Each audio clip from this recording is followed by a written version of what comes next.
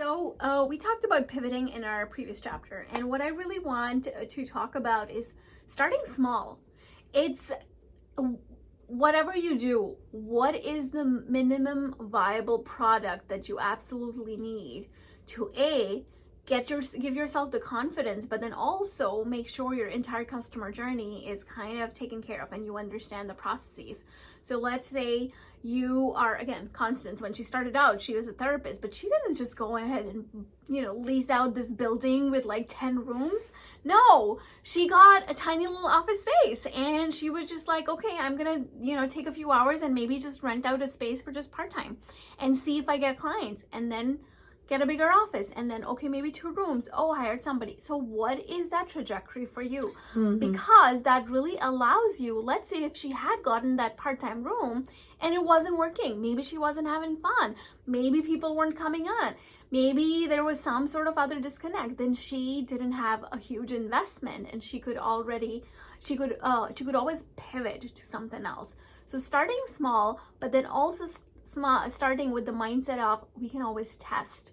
And when we test to learn. There's no such thing as a failed test, because you're always learning. Whether you're successful or you're not, you have learning, and you can use that learning to pivot and then try something else.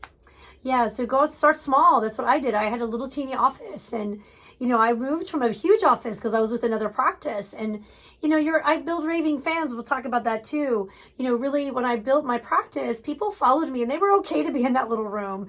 And as long as I, was able to kind of give them what they needed, and then I was able to expand, they were able to expand with me, which was very excited too. And I had to pivot a lot with people, with different employees. I learned a lot that first year. I think that's our biggest year, but making sure that you give yourself permission to pivot, right? And making sure that you're not being hard on yourself. Oh, absolutely. And making sure that you're always learning. What did you learn from your failed test? So going back to how we started this video, if you go out and get a lot of vendors and partners, that may seem like, hey, it might be a lot of money because you have to pay partners to do something, whether they're accountants or lawyers or developers.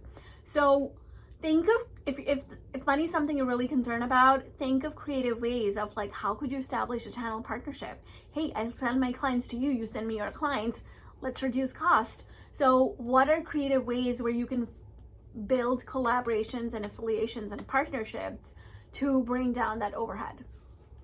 Awesome. So journey through this chapter and get your tools, build that business.